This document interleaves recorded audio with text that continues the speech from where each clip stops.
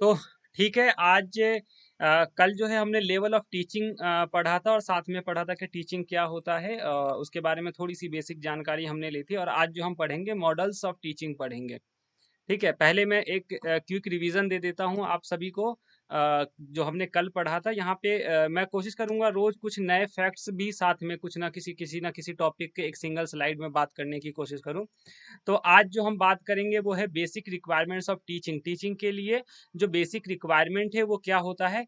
तो 3 चीज़ें होती हैं। एक सबसे पहले टीचर और दूसरा एनवायरनमेंट और तीसरे पे है द लर्नर या द सब्जेक्ट। ठीक है, लर्नर द सब्जेक्ट। ठीक है, तो 3 चीज़ें अगर टीचर नहीं है और स्टूडेंट नहीं है और एनवायरनमेंट नहीं है, ठीक है, टीचर और स्टूडेंट हो सकते हैं लेकिन अगर एनवायरनमेंट टीचिंग का नहीं है तो नहीं पढ़ा जा सकता। मान लीजिए कि आप किसी बार में जाकर या फिर आप किसी शादी के किसी पार्टी हो रही है और वहाँ पे आप सोचेंगे कि वहाँ पे पढ़ाई हो सकती है, तो नहीं पॉसिबल है। क्यों नहीं पॉसिबल होगा? क्योंकि एक टीचिंग के लिए एक एनवायरनमेंट की भी ज़रूरत पड़ती है। तो टीचर और स्टूडेंट के साथ-साथ एक एनवायरनमेंट का होना भी बहुत ज़रूरी है। ठीक है। चलिए उसके बाद बात करते हैं इसको थोड़ा-सा देख लेते हैं एक बार शॉर्ट में कि कैरेक्टरिस्टिक ऑफ टीचिंग क्या-क्या हो सकते हैं। तो the main characteristic of teaching की बात करेंगे तो teaching to provide guidance and training. Basically teaching का मेन कैरेक्टरिस्टिक क्या है कि to provide guidance and training. First क्या है? To provide guidance and training. Second है कि teaching is interaction between teachers and students. ये सारी चीजें मैं कुछ इसलिए आपको पढ़ाता हूँ। तो कई बार क्या होता है, कैरेक्टरिस्टिक ऑफ टीचिंग देकर और नीचे बहुत सारे 5 से 6 ऑप्शन दे दिए जाते हैं और आपको कहा जाता है कि नीचे सिलेक्ट कीजिए कि कौन कौन से टीचिंग के कैरेक्टरिस्टिक हैं। उसमें 1-2 गलत होते हैं, 2-3 सही होते हैं। आपको वो आइडेंटिफाई करना होता है कि फर्स्ट, थर्ड, फोर्थ या फर्स्ट, फिफ्थ, सिक्स्थ कौन से जो है टीचिंग के कैरेक्टरिस्टिक हैं। तो इसलिए मैं इस तरह की चीज़ें या इस तरीके से ही आपको पढ़ा रहा हूँ ताकि आपको समझ में आए कि क्वेश्चन किस तरीके से डेवलप यूजीसी करता है आप लोगों के लिए। तो पहला कैरेक्टरिस्टिक है to provide guidance and teaching. Second है interaction between teachers and student और थर्ड है teaching is an art to giving knowledge to the student with effective way. सिर्फ एक क्या है, एक आर्ट भी है ये कि कोई भी एक नॉलेज जो है वो स्टूडेंट को एक इफेक्टिव तरीके से देना। अगर इफेक्टिव तरीके से नहीं होगा तो वो नॉलेज बच्चा जो है वो गेन नहीं कर पाएगा, वो नॉलेज वो एब्जर्व नहीं कर पाएगा, वो सीख नहीं पाएगा। और फोर्थ नंबर पे बात करेंगे तो टीचिंग साइंस भी है to educate fact and causes of the different topic and different subjects. Fifth पे है टीचिंग। मैंने ये कल भी बताया था कि teaching is a continuous process. Teaching क्या है? कॉन्टिन्यूअस प्रोसेस है। कोई एक बार में कोई चीज नहीं सीखी जाती है, वो कंटिन्यूअस प्रोसेस, धीरे धीरे हम सीखते हैं और कंटिन्यू। और ये जो सीखने का प्रोसेस है ये चलता ही रहता है, ये कभी खत्म नहीं होता। ऐसा नहीं है कि हमने 12th कर लिया या हमने ग्रेजुएशन कर लिया तो हमें जो है टीचिंग खत्म हो गया। हम उसके बाद भी सीखते हैं, अपने लाइफ के एक्सपीरियंस से सीखते हैं। हम डेली अपनी डे टू डे लाइफ से भी सीखते हैं। ठीक है, तो हम बहुत सारी चीज़ों से टीचिंग सीखते हैं। अब हमने कल जो हमने पढ़ा था लेवल ऑफ टीचिंग पढ़ा था, ये बहुत इंपॉर्टेंट टॉपिक है लेवल ऑफ टीचिंग। अक्सर यहाँ से एक क्वेश्चन जरूर आता है, तो आप इसको, मैंने पीपीटी भी शेयर किया, वहां से भी आप देख सकते हैं। और फिर से मैं एक बार शॉर्ट में रिवाइज करा देता हूँ आपको। लेवल ऑफ टीचिंग की बात करेंगे तो लेवल ऑफ टीचिंग जो है कंबाइंड रूप से जो दिया है, जिसने मॉरिसन एस बिगर ने दिया है। और जो लेवल है, फर्स्ट लेवल है आपका memory level. First level memory है, दूसरा अंडरस्टैंडिंग है और तीसरे लेवल पे रिफ्लेक्टिंग लेवल है। अगर हम बात करें मेमोरी लेवल पे, तो मेमोरी लेवल यानी कि इसको दिया किसने है? हर्बर्ट ने दिया है मेमोरी लेवल को। और कल मैंने बहुत शॉर्ट तरीका भी बताया था को याद करने के लिए। तो मेमोरी लेवल को हर्बर्ट ने दिया था। और ये क्या है? ये फर्स्ट लेवल है टीचिंग का और सबसे लोएस्ट लेवल है। फर्स्ट भी है और सबसे लोएस्ट है। आप यहाँ पे देखेंगे तो जब मैंने ये डायग्राम पिरामिड बनाया है, यहाँ पे मेमोरी लेवल को सबसे नीचे रखा है। तो ये क्या है? सबसे लोवेस्ट लेवल है। यहाँ पे थिंकिंग एबिलिटी जो है वो डेवलप नहीं होता है स्टूडेंट्स के अंदर। यहाँ पर स्टूडेंट्स को क्या किया जाता है? याद। मैंने आप एग्जांपल दिया था कि अगर उसको बार बार आप बोलेंगे ये ए फॉर एप्पल, तो ये याद करेगा। ओके, अच्छा ए फॉर एप्पल होता है। या फिर आप एप्पल को दिखाएंगे और बोलेंगे ये एप्पल है, तो वो एप्पल ही उसको बोलेगा। और अगर आप बनाना को दिखा के बोलेंगे ये एप्पल है, अगर उसको बार बार बोलेंगे छोटे बच्चे को, तो वो उसी को मानेगा कि वही एप्पल है। तो हम क्या करते हैं? चीजों को दिखाकर या फिर चीजों को रूट लर्निंग के जरिए बार बार उसको याद कराकर, ठीक है? हम उसको बताते हैं कि क्या चीज़ क्या है। तो ये बेसिक नॉलेज प्राइमरी एजुकेशन पे ये काम आता है और प्राइमरी एजुकेशन के लिए ये इसका यूज़ किया जाता है और यहाँ पे जो स्टडी मटेरियल है वो प्रॉपर ऑर्गेनाइज़्ड होता है, प्री प्लान होता है क्योंकि बच्चा कुछ नहीं कर सकता। ऐसे में माना जाता है कि जो लर्नर है, जो स्टूडेंट्स हैं, ठीक है? वो इस लेवल पे नहीं है कि वो चीज़ों को वो सोच सके या मैनेज कर सके या उसका अंडरस्टैंडिंग लेवल डेवलप हो सके। तो स्टूडेंट यहाँ पे सेकेंडरी होता है, टीचर प्राइमरी होता है। जैसे कि प्राइमरी एजुकेशन में जो पहली से 5वीं तक के बच्चे होते हैं, नर्सरी के बच्चे होते हैं, वहाँ पे क्या होता है, टीचर ही सब कुछ होता है। बच्चे को एक-एक चीज़ आपको स्पून फीडिंग के थ्रू आपको देना पड़ता है। ठीक है? और इसके लिए मैंने बताया था कौन-कौन से मेथड यूज़ किए जाते हैं, तो 3 मेथड है, ड्रिल मेथड है, रिव्यू एंड रिवीजन मेथड है और आस्किंग मेथड है। मैंने इस ये भी आपको तरीका बताया था याद करने का कि आप सही से देखेंगे तो पहले बच्चे को बार-बार बता-बता के ड्रिल किया जाता है उसके माइंड में किसी चीज़ को कि ये जो है ए फॉर एप्पल होता है। देन उसके बाद उसको रिव्यू करवाया जाता है, रिवीजन कराया जाता है और फिर उससे वापस पूछा जाता है वो चीज़ दिखाकर या किसी के बारे में कि ये क्या है, तो बच्चा तब बताएगा कि ये फॉर एप्पल है। यानी ये 3 तरह के मेथड हैं जो बच्चों को रूट लर्निंग के ज़रिए मेमोरी लेवल में यूज़ किया जाता है। सेकंड नंबर पे सेकंड नंबर पे जो है अंडरस्टैंडिंग लेवल है। अंडरस्टैंडिंग लेवल की जब हम बात करते हैं तो यहाँ पर क्या होता है अंडरस्टैंडिंग लेवल पे ये सेकंड लेवल है। पहले हम रूट लर्निंग के ज़रिए किसी को याद करते हैं देन उसके बाद हम क्या करते हैं उसको समझने की कोशिश करते हैं। यानी जो लर्नर है वो समझने की कोशिश करता है और यहाँ पर इसको जो दिया है इसको मॉरिसन ने दिया है। इसको किसने दिया? मॉरिसन ने दिया है। इस लेवल पे क्या होता है कि टीचर जो है वो मोर एक्टिव और ज़्यादा एक्टिव होता है इस लेवल पे और वो क्या करता है चीज़ों को समझाने की कोशिश करता है और बच्चा जो है उसको समझने की कोशिश करता है और एक बेसिकली इसका एक और चीज़ मैंने बताई थी कि जो नई नॉलेज है वो कब डेवलप होती है जब पुरानी नॉलेज है ऑलरेडी आपके पास कोई नॉलेज है उस नॉलेज के बेस पर एक नई नॉलेज डेवलप होती है। जैसे मैंने बताया था कि आपने बताया कि ये एप्पल है फर्स्ट लेवल पे मेमोरी लेवल पे आपने आपने उसको क्या किया रूट लर्निंग के जरिए उसको कंठस्थ कराया कि ये एप्पल है।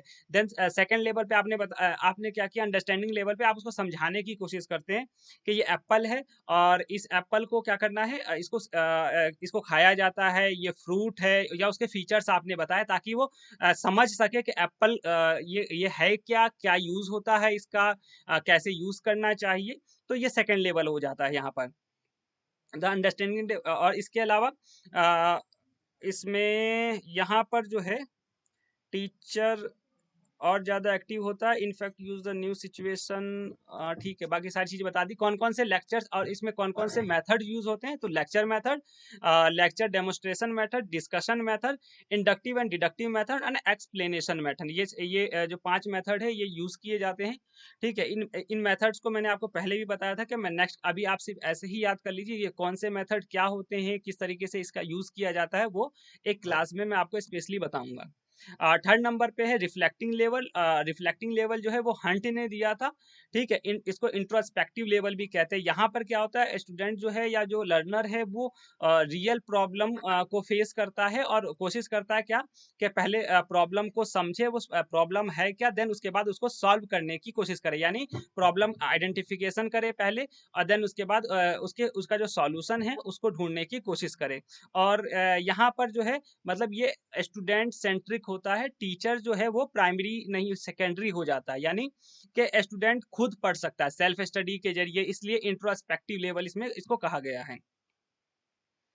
और इसमें बात करें कि नई नॉलेज जो है वो स्टूडेंट जो है वो डेवलप करने की कैपेसिटी रखता है। मैंने एक कविता का एग्जांपल दिया था कि कैसे कविताएं अगर आप बहुत सारी कविता क्या होती है कैसे लिखी जाती है क्या क्या चीज़ों का ध्यान रखना चाहिए सारी चीज़ आप पढ़ लें ठीक है पहले और देन उसके बाद समझ लें पहले आप पढ़ लें फिर समझ लें और देन उसके बाद आप बहुत सारी कविताओं को पढ़ें तो आपके अंदर खुद ही एक जो नई चीज़ डेवलप होगी कि आप कविताएं लिख पाएंगे।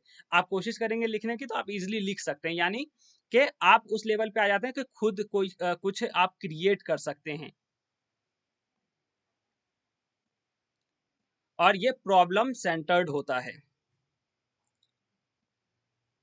इसके लिए जो मेथड यूज किया जाता है वो प्रॉब्लम सॉल्विंग मेथड है इन्वेस्टिगेटिंग प्रोजेक्ट है ह्यूरिस्टिक मेथड है एक्सपेरिमेंटल मेथड है इंक्वायरी ओरिएंटेड मेथड है और एनालिटिकल मेथड है। अब ये पिछला रिवीजन था जो मैं आपको पहले भी पढ़ाया था। अगर जिन्होंने क्लास नहीं ली है वो एक बार पीपीटी देख लें। मैं जल्दी ही उसकी वीडियोस भी बना के मैं अपलोड कर दूंगा। और आज जो हम पढ़ाई करेंगे, आज हम पढ़ेंगे मॉडल ऑफ टीचिंग। आज जो हमारा टॉपिक है, ये नेक्स्ट टॉपिक है, ये लेवल ऑफ टीचिंग और मॉडल ऑफ टीचिंग आपस में रिलेट करता हुआ है। पहले मैं आपको बताऊंगा कि मॉडल ऑफ टीचिंग है क्या, देन उसके बाद उसका रिलेशन बताऊंगा कि level of teaching and model of teaching में किस तरीके के रिलेशन है।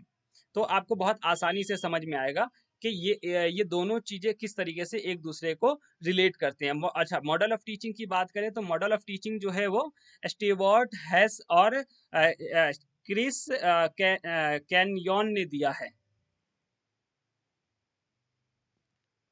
ठीक है, अब हम बात करते हैं। ये मॉडल ऑफ टीचिंग, तीन मॉडल ऑफ टीचिंग है। पहला है पेडागोगी, दूसरा है एंड्रागोगी और तीसरा है ह्यूटागोगी। अगर हम तीनों की बात करें, पेडागोगी जिसको टीचर सेंटर्ड कहते हैं, पहले को हम क्या कहते हैं, टीचर सेंटर। यहाँ पे आप जैसा देख सकते हैं फर्स्ट नंबर पे है आपका पेडागोगी, और ये क्या है, ये टीचर्स ओरिएंटेड है, टीचर सेंट्रिक है। दूसरे नंबर पे है एंड्रागोगी, ये अडल्ट लर्निंग है और ये स्टूडेंट ओरिएंटेड है और स्टूडेंट सेंट्रिक है। तीसरे नंबर पे है ह्यूटागोगी और इसको सेल्फ डिटरमाइन लर्निंग भी कहते हैं। तो ये तीन लेवल हैं, ये तीन मॉडल ऑफ टीचिंग है। और ये तीनों बेसिकली इसको इसको भी आप अप टू डाउन आप कह सकते हैं कि ये मूव करता है। तो आपने सबसे पहले तो ये ध्यान रखना कि ये दिया किसने है, स्टेवार्ट हैज ने दिया है और क्रिस केनियन ने दिया है। अब हम बात करते हैं कि ये तीनों है क्या। सबसे इंपॉर्टेंट चीज है कि अब है क्या, इनको समझ बहुत इंपॉर्टेंट है कि आप इसको समझें। पेडागोगी मॉडल्स की बात करते हैं। सबसे पहले पेडागोगी मॉडल्स जो बेसिकली होता है, यानी ये टीचिंग के मॉडल्स हैं, यानी टीचिंग किस तरीके से की जाती है वो इसमें बताया जाता है। हाँ हाँ। हम्म हम्म हम्म। पीपीटी में, हाँ पीपीटी में शेयर कर दूंगा आपको। ये जो पीपीटीज हैं मैं ग्रुप में पढ़ाने के जस्ट क्लास के जस्ट बाद मैं शेयर कर देता हूँ। ठीक है, और बाकी एक और चीज हाँ मुझे कहनी थी, ठीक है आपने रुकवाया है तो आप क्या करें, पीपीटीज के भरोसे या वीडियोस के भरोसे नहीं रहे। एग्जाम टाइम में रिवीजन के लिए सबसे इंपॉर्टेंट आपके लिए क्या है कि आप अपने हैंड रिटन नोट्स बनाएं, छोटे छोटे नोट्स बनाएं, क्योंकि वो नोट्स रिवीजन में बहुत ईजी होंगे। 20 पेज 15 पेज की पीपीटी को पहले लैपटॉप में या मोबाइल में ओपन करना और फिर रिवाइज करना, और इस पूरे मॉडल को एक पेज में छोटे छोटे लिख लेना। ठीक है, पॉइंट टू पॉइंट नोट कर लेना, वो रिवीजन में ज़्यादा इजी होगा कि ना कि आप 15 पेज की पीपीटी पहले मोबाइल में जाएं, खोजें और उसके बाद उसको रिवाइज करें। तो कोशिश करें आप सभी कि एक रजिस्टर बना लें जिसपे कि आप इन सभी को पॉइंट टू पॉइंट साथ में लिखते भी जाएं, नोट भी करते जाएं। जी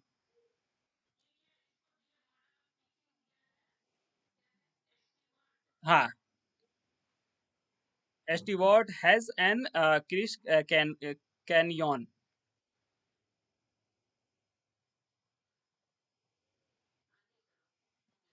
ठीक है, अब हम बात करते हैं इन तीनों मॉडल्स की वन बाय वन। सबसे पहले पेडागोगी मॉडल्स। अगर पेडागोगी मॉडल्स की अगर हम बात करें तो ये जो तीन मॉडल्स हैं बेसिकली ये टीचिंग के अलग अलग मॉडल्स दिए गए हैं कि किस तरीके से टीचिंग की जाती है।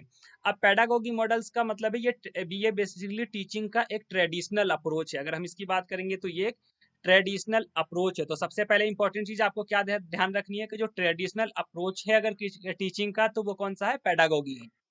ठीक है, और दूसरे नंबर पे जो पेडागोगी जो मॉडल्स से इसके अंदर जो टीचर का कंप्लीट कंट्रोल होता है लर्नर के ऊपर या प्रोसेस के ऊपर या कंटेंट के ऊपर, यानी स्टूडेंट्स, प्रोसेस और कंटेंट, उन सभी पे टीचर का कंप्लीट कंट्रोल होता है।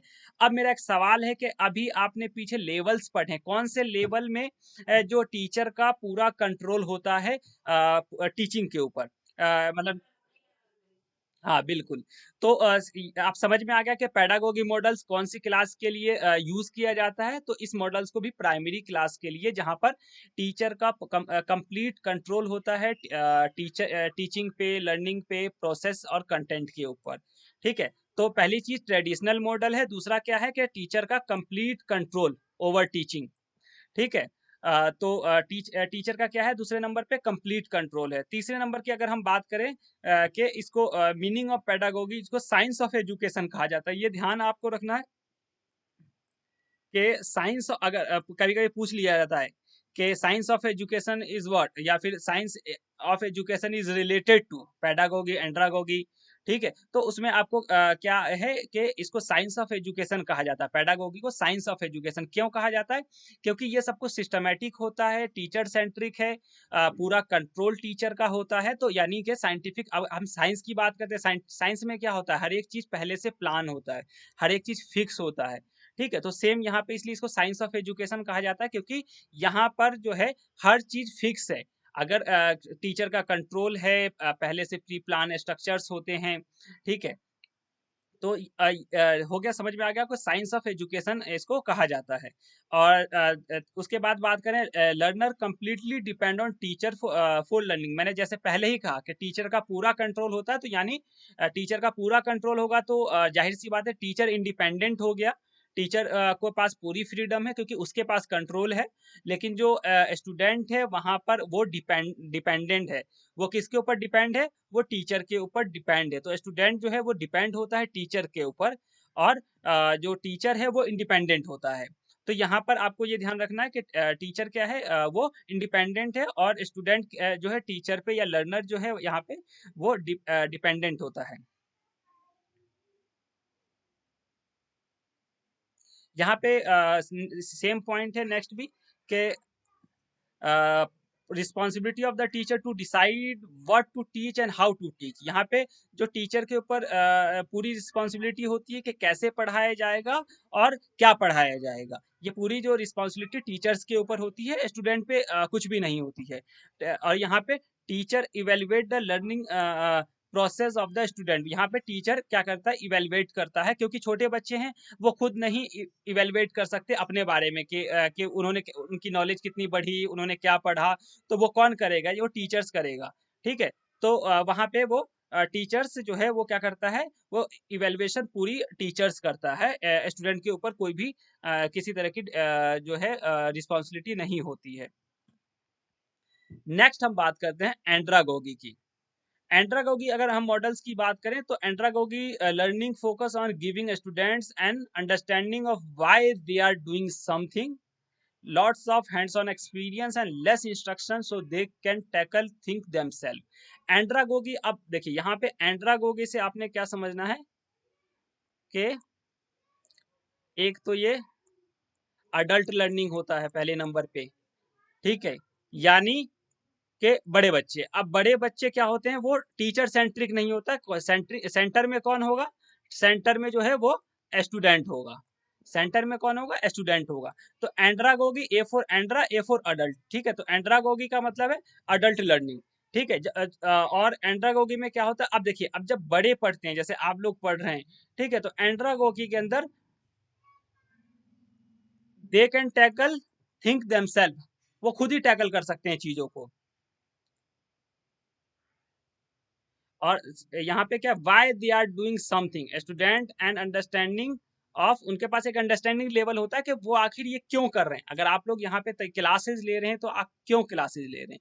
ठीक है, तो ये क्या कर ये जो है ये चीज बच्चों को पता होती है, स्टूडेंट्स को पता होती है। जो अडल्ट लर्निंग है यहाँ पे पता होती है, यानी ये स्टूडेंट सेंट्रिक है। अगर हम इनकी बात करेंगे तो यहाँ पे क्या है, स्टूडेंट्स सेंट्रिक है। यहाँ पे टीचर सेकेंडरी हो जाता है, प्राइमरी पे स्टूडेंट्स हो जाता है।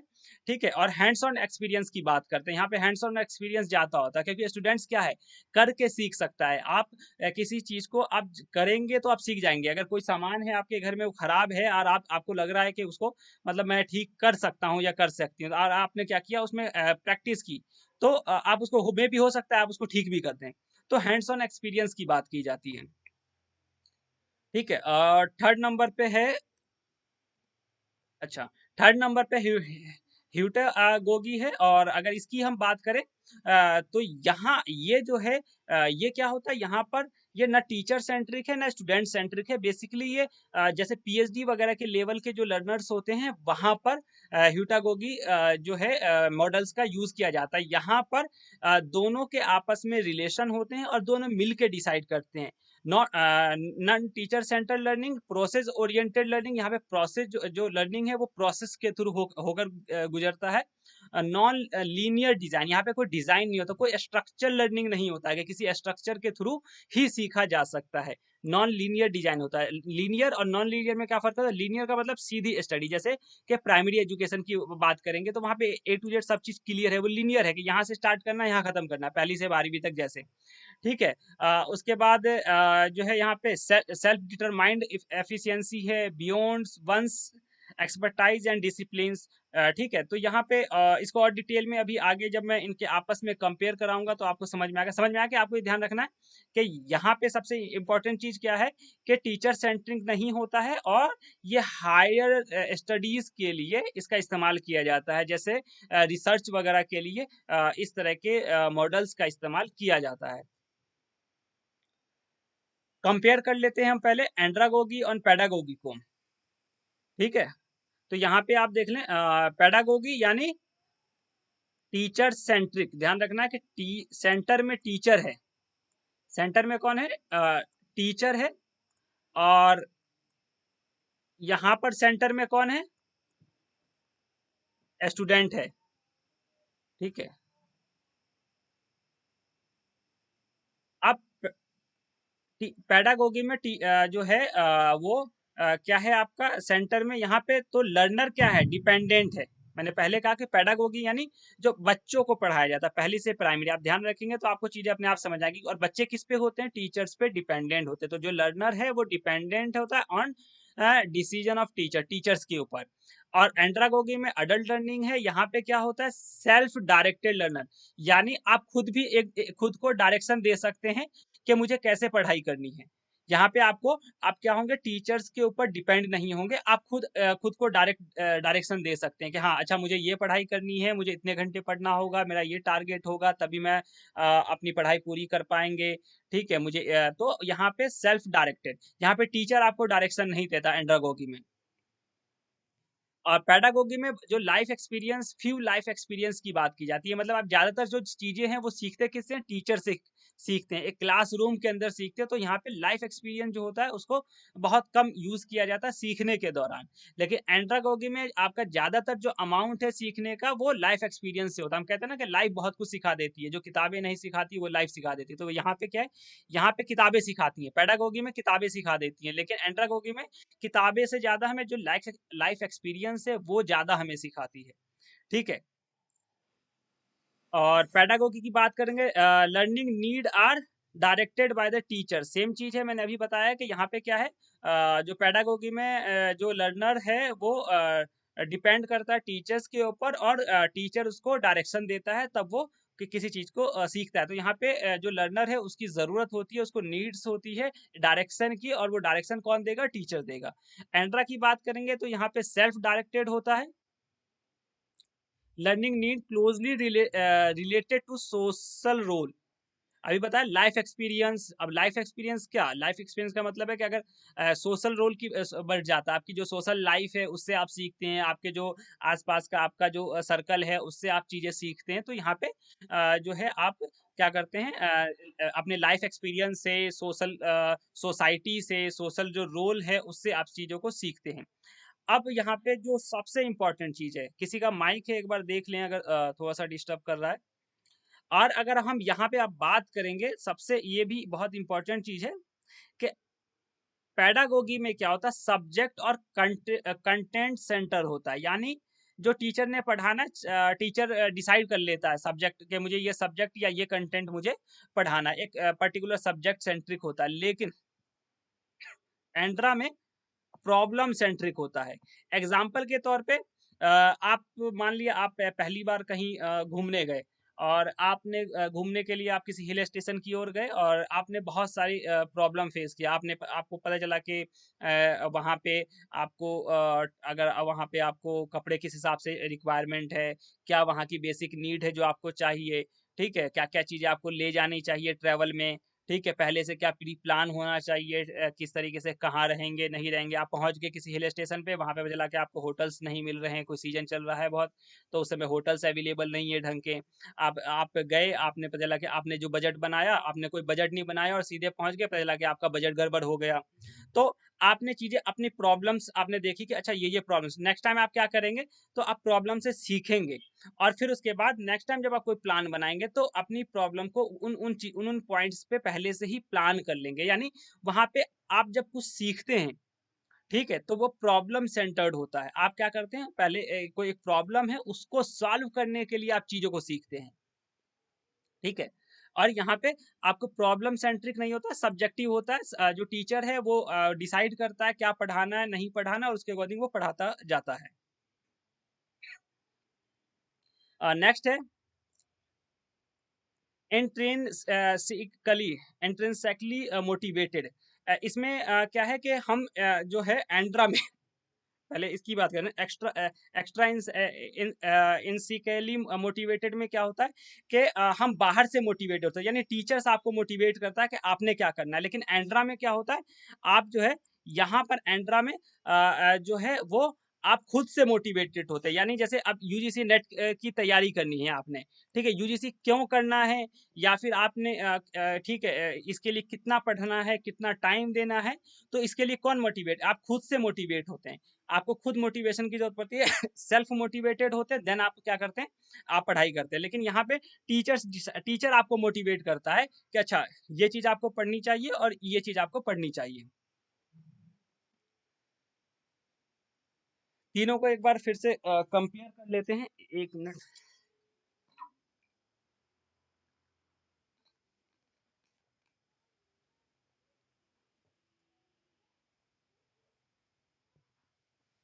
अब हम बात करते हैं, तीनों को कंपेयर करने की बात करते हैं।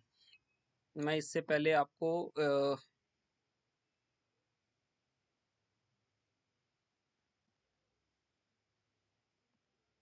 यहाँ लेकर आता हूँ।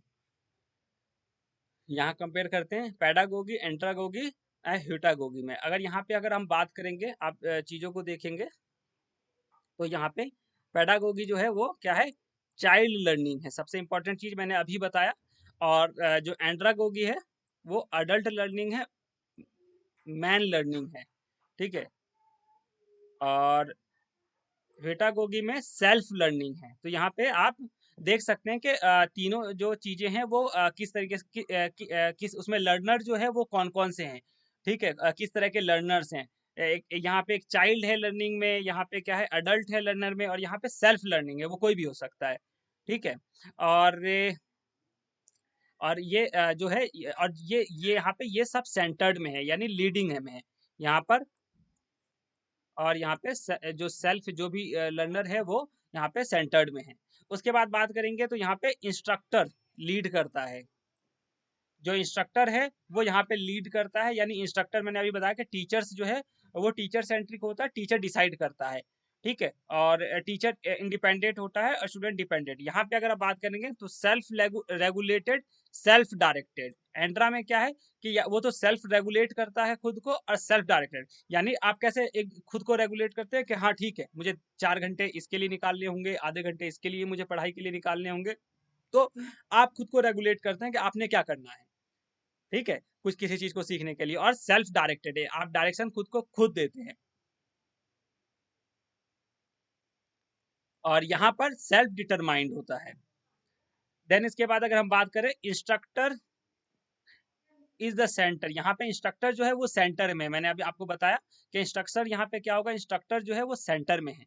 और यहाँ पे इंस्ट्रक्टर एंड लर्नर दोनों सेंटर में, यानी जो इंस्ट्रक्टर है क्योंकि सेल्फ मोटिवेटेड सेल्फ डायरेक्टेड है, लेकिन यहाँ पे जो है इंस्ट्रक्टर की भूमिका भी थोड़ी सी रहती है। यहाँ पे बिल्कुल नहीं होती है, लेकिन यहाँ पे इंस्ट्रक्टर की भूमिका जो है वो होती है। इंस्ट्रक्टर क्या करता है, उसको जरूरत पड़ती है आपको अपने जो आपका जो एम है या जो आपकी लर्निंग है मेरी वॉइस लो हो रहा है क्या? और किसी को भी मेरी वॉइस लो लग रही है?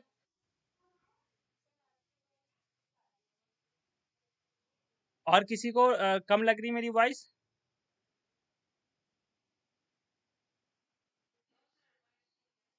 एक बार फिर आप देख लीजिए, हो सकता है कि आपका कोई नेटवर्क वगैरह इशू आ गया हो, एक बार वापस या तो आप ज्वाइन कर लीजिए।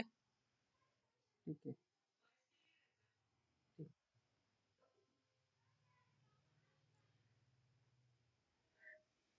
बबीता जी आवाज क्लियर है? ठीक है। ठीक है, नेक्स्ट हम बात करते थे यहाँ पे कि जो इंस्ट्रक्टर है वो यहाँ पे सेंटर में होता है, और यहाँ पे इंस्ट्रक्टर एंड लर्नर दोनों सेंटर में होता है, और यहाँ पे लर्नरशिप सेंटर में होता है। ठीक है, तो आप इस कंपेरिजन चार्ट के थ्रू भी आप इनको आसानी से समझ सकते हैं। द प्रोसेस इज मोस्टली अन इनडायरेक्शनल। ठीक है, और यहाँ पे बाई डायरेक्शनल, और यहाँ पे the process of multi directional. अब क्या है, यहाँ पे कोई डायरेक्शन एक ही, यहाँ पे अनडायरेक्शनल कोई डायरेक्शन नहीं होता है यहाँ पे, और ये टू साइड डायरेक्शन होता है यहाँ पे। ठीक है, यहाँ पे टीचर्स है वो डायरेक्शन में भी आपको देता है, और आप खुद भी खुद को डायरेक्ट करते हैं। ठीक है, तो यहाँ पे इसको बाय डायरेक्शनल आप कह सकते हैं, और यहाँ पे मल्टी डायरेक्शनल के आप कई सारे डायरेक्शन में आप एक साथ काम कर सकते हैं। यहाँ पे लर्नर कंट्रीब्यूशन इज लिमिटेड। यहाँ पे लर्नर का जो कंट्रीब्यूशन है, मैंने पहले कहा पेडागोगी में क्या, टीचर सेंट्रिक है, बहुत छोटे बच्चे होते हैं। ठीक है, तो वहाँ पे क्या होता है कि जो बच्चों का कंट्रीब्यूशन है या जो लर्नर का कंट्रीब्यूशन है वो लिमिटेड हो जाता है। और यहाँ पे इस पे क्या करता है, एंट्रा में लर्नर कंट्रीब्यूट करता है। यहाँ पे लर्नर जो है वो कंट्रीब्यूट करता है, और यहाँ पे लर्नर कंट्रीब्यूट भी करता है और क्रिएट भी करता है। मैंने शुरू में कहा था कि ये बहुत ये पीएचडी जैसे रिसर्च वगैरह में इसका यूज किया जाता है। ठीक है, या फिर ये प्रॉब्लम सेंट्रिक होता है, तो आपकी जो बहुत सारी प्रॉब्लम्स होती हैं आप उसको सॉल्व करने की कोशिश करते हैं। तो यहाँ पे आप क्या करते हैं, आप सिर्फ जो लर्नर कंट्रीब्यूट ही नहीं करता बल्कि चीजें क्रिएट भी करता है। मान लिया कि आपको दिल्ली से धर्मशाला आपको ट्रेवल करना है, तो पहली बार आप गए, आपको लगा कि बहुत सारी प्रॉब्लम फेस की। नेक्स्ट टाइम अगर आप जाएंगे या फिर आप क्या करेंगे, तो एक सही वे आप कोशिश करेंगे कि एक एक ऐसा रास्ता कोई निकाला जाए जहां आसानी से पहुंचा जा सके, ताकि बीच में कहीं रुकने की भी सही जगह हो अगर आप रेस्ट करना चाहते हैं। तो आप क्या करते हैं, आप एक नई चीज क्रिएट करते हैं, एक नया रास्ता भी आप ढूंढ निकालते हैं। तो यहाँ पे जो लर्नर का कंट्रीब्यूशन है वो बढ़ जाता है, और साथ के साथ जो लर्नर है वो कुछ क्रिएट भी कर लेता है।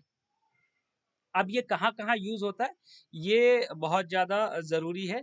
यहाँ पे mostly witness in A school environment, यहाँ पे आप देखेंगे कहाँ स्कूल इन्वायरमेंट की, जो मैं इतनी देर से आपसे बात कर रहा हूँ कि स्कूल इन्वायरमेंट में इसका यूज़ होता है। और जो एंड्रा है वो अडल्ट लर्निंग है।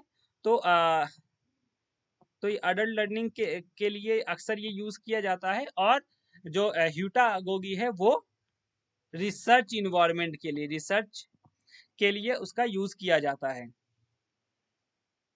ठीक है, तो इस तरीके से आप चार्ट के थ्रू इसको आसानी से समझ सकते हैं।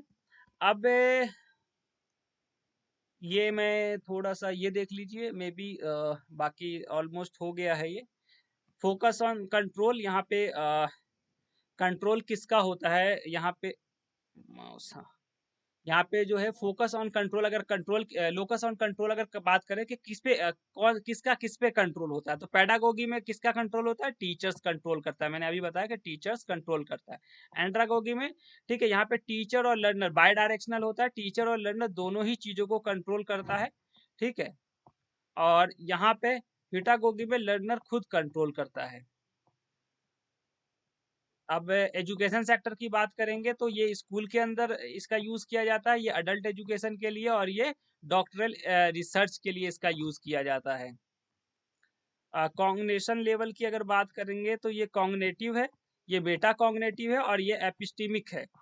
ठीक है, और नॉलेज अगर प्रोडक्शन कॉन्टेक्स्ट में बात करेंगे तो सब्जेक्ट अंडरस्टैंडिंग है। यहाँ पे जो लर्नर है वो किसी सब्जेक्ट को बस समझता है।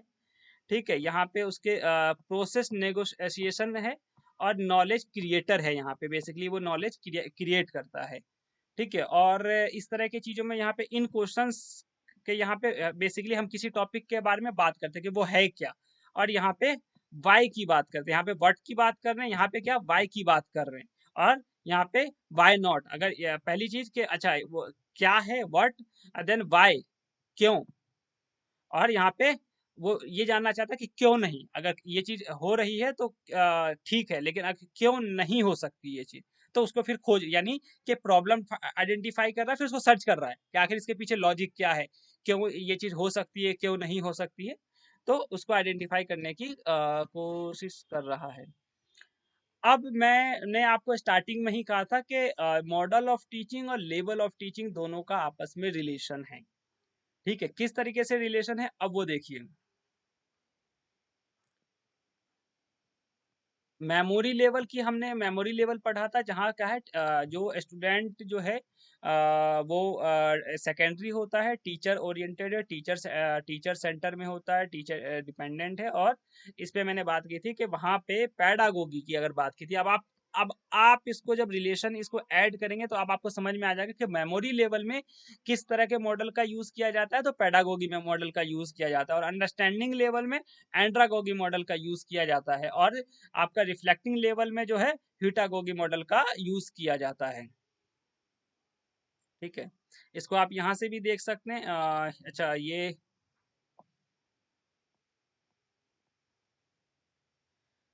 All about teaching and single loop, and यहाँ पे जो सब कुछ है वो टीचिंग पे डिपेंड है पेडागोगी में, और यहाँ पे जो है वो अडल्ट लर्निंग है और सेल्फ डायरेक्टेड है। सेम चीज उनको वापस एक्सप्लेन किया गया है, ह्यूटागोगी में सेल्फ डिटरमाइंड लर्निंग है और डबल लूप लर्निंग है। ठीक है, ये आज की क्लासेस हैं। यहाँ पे अगर आपको कुछ पूछना हो ठीक है, तो मैं आपको आप पूछ सकते हैं।